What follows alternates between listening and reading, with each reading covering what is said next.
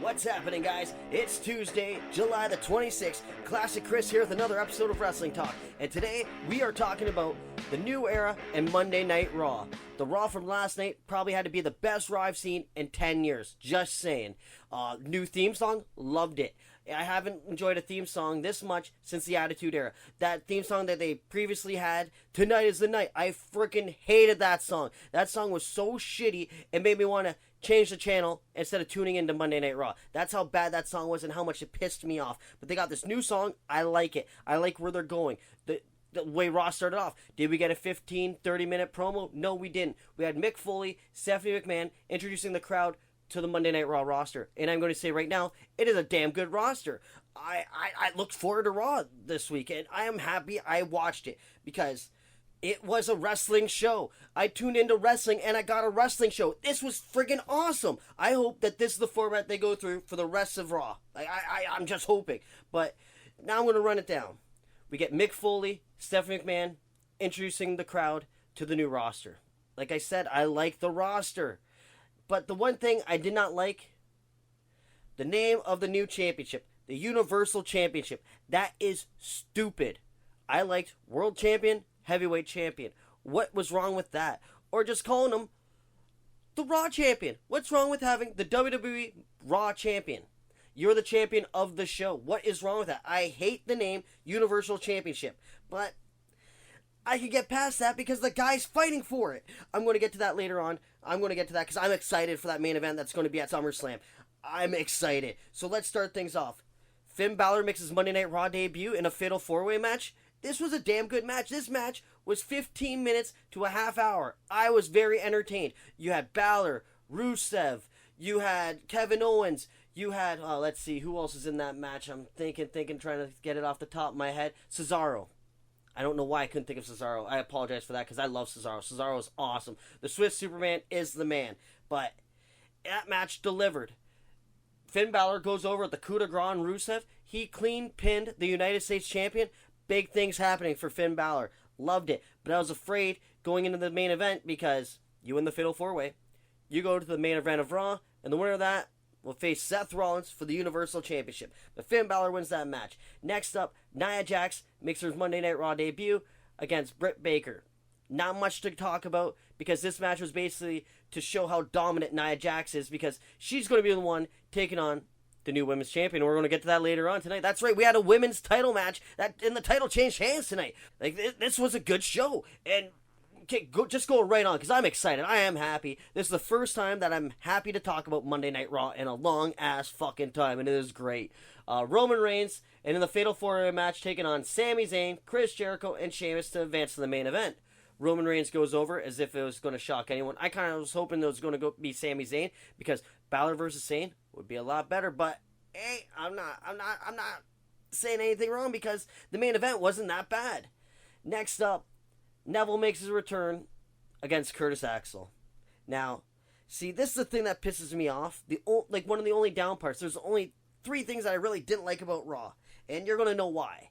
First off was the Universal Championship. Now, Curtis Axel, the son of the late great Kurt Hennig, the man who was a 2-time Intercontinental Champion. Curtis Axel himself is a former Intercontinental Champion, and now, what is he? The residential jobber? That is ridiculous. This man is a great athlete. He's a good wrestler. I always like Curtis Axel. He's good on the mic. And now he's the last pick of the draft. Oh, this to me is a travesty. Because this guy, when he was with Paul Heyman and everything, he had a lot of things going for him. And the moment you put him with Ryback, that kind of started the beginning of the end with Curtis Axel. Actually, CM Punk beating him every week clean didn't help either. Completely delegitimized his Intercontinental title run. And now he's just the job king. And it sucks because I like Curtis Axel. I actually own his action figure still in the package. And, it just pisses me off because I like Axel. Moving on because it was a good show. Now another thing that bugged me. The New Day. You're not the longest running WWE Tag Team Champions. Actually, you are for WWE. But if you want to take the company as a whole, and if this company would actually bring up its history, Demolition, longest running Tag Team Champions. If you didn't know that, I did a video about it. You can check that out. Go to the top 10s, WWF tag team champions. I have it up there. Demolition was my number one, just in case you were wondering. Longest run as tag team champions. But the New Day, you're the longest running WWE champions. But when's the last time you defended the fucking titles? You're out there doing a stupid program with Sonny Boy. That had to be, hands down, one of the worst segments I've ever seen in Monday Night Raw history. But who cares? Booty owes the zero. Fuck that. I don't care. The thing that I liked about this program, or this segment, was Gallows and Anderson, the Club, come out and kick the crap out of the New Day. They hit Big E with the Magic Killer and just destroyed Xavier Woods and Kofi Kingston. It was awesome. I cannot wait till New Day are no longer the tag team champions. We got a respectable tag team carrying those belts, the Club. See, I gotta move on from the crap because it's just gonna put me in a bad mood, and I don't want to be in a bad mood because Monday Night Raw was good. Big ups to Luke Gallows and Carl Anderson. Big ups to the Club for kicking the crap out of these jamokes. Next up, Charlotte defends the Women's Championship against Sasha Banks. This was a match that the universe was waiting for. Everybody wants to see Sasha Banks become the Women's Champion. She's hands down one of their best workers. And we got to see it last night on Monday Night Raw. The only thing I did not like about it was that this match should have been on a pay-per-view. This match, to me, had SummerSlam written all over it. A big moment for Sasha Banks, but now she is the WWE Women's Champion, which is also awesome because she is a great wrestler, and I cannot wait to see how her title run is going to be. I really hope it's not as bad as how Charlotte's was near the end. Charlotte, as soon as she lost Ric Flair and got with Dana Brooke, terrible.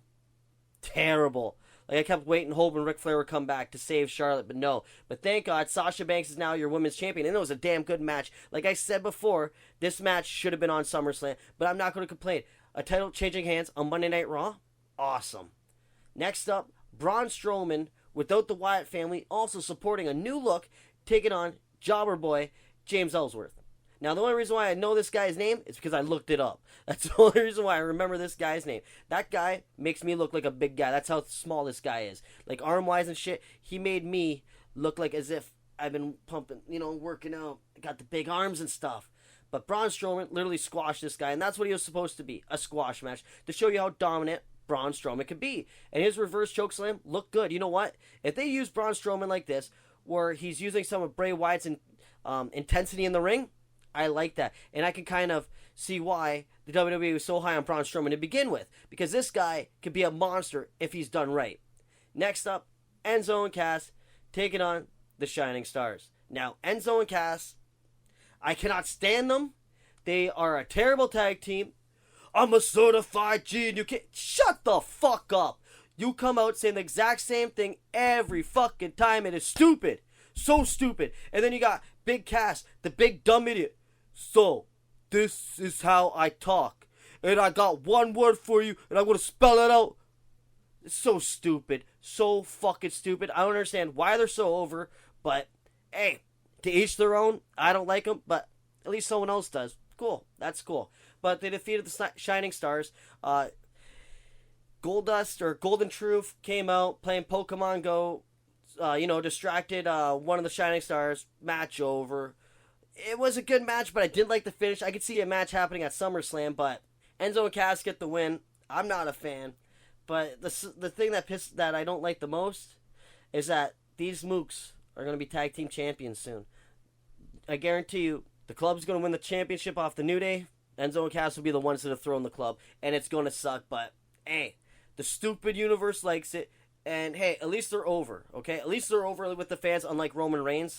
But speaking of Roman Reigns, that's right, I'm flying through this review, and we're at the main event match. When there's not shit to bitch about, you could actually fly through this stuff, and it's really enjoyable. We got Finn Balor taking on the Roman Wrecking Ball, Roman Reigns, with the winner advancing to take on Seth Rollins at SummerSlam. This match, I was kind of afraid when it started. Like, I honestly thought going into it that Roman Reigns they're already setting up to get his big win over Finn Balor. That's what I thought. So Finn Balor just would have been another checklist on the Roman Reigns belt of guys he knocked off, but no, it was actually it was a good match. When you put Roman Reigns in there with someone that is the caliber of a AJ Styles, Finn Balor, they're going to pull the best out of Roman Reigns. Like, you get Seth Rollins out there, Roman Reigns is going to look better because these guys make him up his game. Because when Roman Reigns is the best wrestler in that ring, it's going to be a real shitty match. And if you don't believe me, just go back and look. That's all I'm saying. But Roman Reigns, boot out of the building, takes on Finn Balor. I was worried, but Balor held his own. Coup de grace finisher. And we get at SummerSlam, Finn Balor taking on Seth Rollins for the Universal Championship. The only thing dumb about that match is the championship's name. But we get Balor against Rollins in a main event match at SummerSlam for a championship? Fuck yeah, I cannot wait. You all know how excited I am for that match? It actually made me today go to work, grab a day off slip, and fill it out because there's no way I am missing SummerSlam because I want to see that fucking match. I cannot wait. Rollins and Balor. It's going to be awesome. That is a show stealer right there. Now, I'm going to go over some things I like about Monday Night Raw right now. The theme song, the roster, the tag team division is a division again. You have some good tag teams in there. Now, the things I didn't like. The name of the championship. The way they're using Curtis Axel. The fucking New Day. I'm sick of the New Day. I can't wait till Xavier Woods just drops these clowns and go on his own. Another thing that pissed me off, Byron Saxton. He has to be, hands down, one of the worst wrestling commentators I have ever heard. Now, I do it at Crossfire, used to do it at Neo, now I do it at Conflict as well with my buddy Jay Moore. If you haven't checked out any of those, I don't know what you've been doing, so check those out. I have playlists for them. You check out Crossfire Wrestling. You check out the Neo Wrestling Federation. But the best commentary you're going to get is infamous Jay Moore and myself from Conflict Wrestling. And I'm telling you right now, Corey Graves saved that show on commentary. If it was just Michael Cole and Corey Graves, it's actually a good pairing. And Michael Cole's involved in that, and I'm saying that. It's a good pairing. But Byron Saxton is terrible. He is a joke, a sham of an announcer. Just when you look at him, with his ridiculous smile when they did the camera shots of them when they're talking. Oh my God. Is this guy waiting to get a dick in his ass or what? That's how he looks. He's terrible. He has to be, hands down, the worst professional wrestling commentator I have ever heard. And that's even throwing Tony Schiavone in there. That's how bad I'm chalking this guy up to. But all in all, Monday Night Raw was a good fucking show. And I am excited for next week. But even more important, tonight, SmackDown goes live for their first show. I hope it's as good as Monday Night Raw. I want to know, what do you guys think? Do you like Monday Night Raw in its new format? Do you like the new theme song? What do you think about the Universal Championship name? Leave a comment with your thoughts. Like the video. Subscribe. Keep watching Wrestling Talk with Classic Chris. And don't forget to check out my YouTube channel, Classic Chris. Your home for everything Wrestling Talk, plus matches I call from Crossfire and Conflict Wrestling.